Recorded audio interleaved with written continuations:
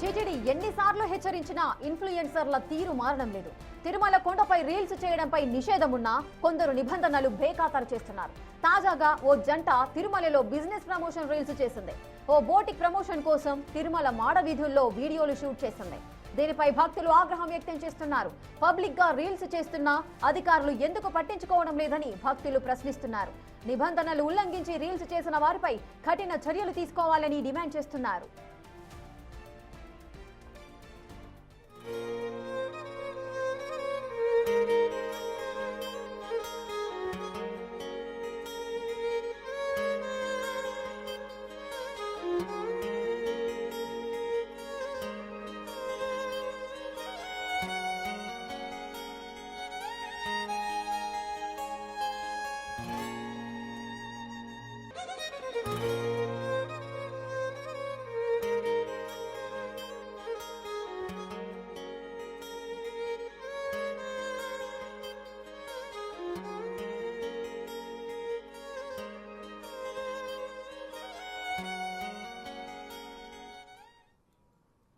ఇక టీటీడీ ఎన్నిసార్లు హెచ్చరించినా కూడా ఇన్ఫ్లుయెన్సర్ల తీరు మారడం లేదు. ఎన్నోసార్లు చెప్పారు, అయినప్పటికీ కూడా ఎన్ని యాక్షన్స్ తీసుకున్నా మళ్ళీ ఇన్ఫ్లుయెన్సర్లు ఇదే విధమైన రీల్స్ చేస్తున్నారు. మాడవీధుల్లో ఎన్ని ఆంక్షలున్నా వాటన్నిటిని బేఖాతరు చేస్తూ ఈ విధంగా రీల్స్ చేస్తున్నారు. ఒక జంట ఏ విధంగా ఆ మాడవీధుల్లో తిరుగుతూ ఏ విధంగా రీల్స్ చేస్తున్నారో మీరు చూస్తున్నారు కదా. మరి అధికారులు ఈ విషయానికి సంబంధించి కూడా ఎటువంటి చర్యలు తీసుకోబోతున్నారు, అసలు ఎవరు వీరు, దీనికి సంబంధించిన పూర్తి అప్డేట్స్ మా ప్రతినిధి దామోదర్ అందిస్తారు. దామోదర్, ఎన్ని ఆంక్షలు ఉన్నప్పటికీ కూడా తిరుమల మాడవీధుల్లో ఈ విధంగా రీల్స్ చేస్తూ ఎందుకు ఈ విధంగా వ్యవహరిస్తున్నారు వీరంతా కూడా? అధికారులు ఏమంటున్నారు, ఏ విధమైన చర్యలు తీసుకోబోతున్నారు? తిరుమల శ్రీవారి దర్శనానికి ప్రతిరోజు 70 నుంచి 80 వేల మంది భక్తులు స్వామివారిని దర్శించుకుంటారు. మరో 25,000 మందికి పైగా మాడవీధుల్లో ఏదైతే స్వామివారి దర్శనం కాకుండా అటు ఇటు తిరుగుతూ ఉంటారు. వీరి సందర్భంగా ఫోటోలు తీసుకుంటుంటారు.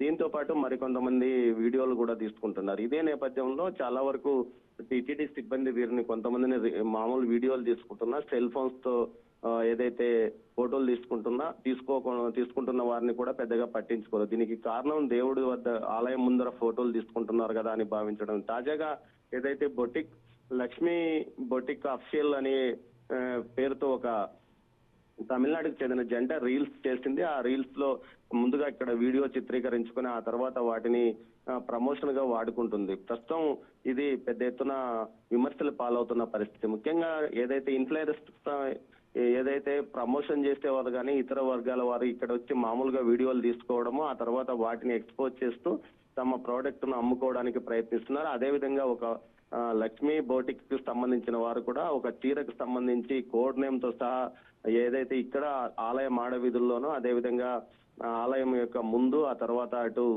ఆలయ ప్రహారీ వద్ద తిరుగుతూ తీసుకున్న వీడియోలను ఎక్స్పోజ్ చేస్తూ ఆ చీరకు సంబంధించి కోడ్ నెంబరు రేట్ తో సహా ఆన్లైన్ లో పెట్టిన పరిస్థితి. మొత్తం మీద గత కొద్ది కాలంగా చూస్తూనే ఉన్నాము. ఎన్నో సార్లు ప్రతి ఒక్కరు కూడా ఈ విధంగా వీడియోలు తీసుకోవడం కూడా జరిగింది. మా గతంలో కూడా ఇన్ఫ్లుయెన్సర్ గీతు రాయల్ కూడా ఈ విధంగా ఒక సాంగ్ కి సంబంధించి కూడా రీల్ షూట్ చేయడం జరిగింది.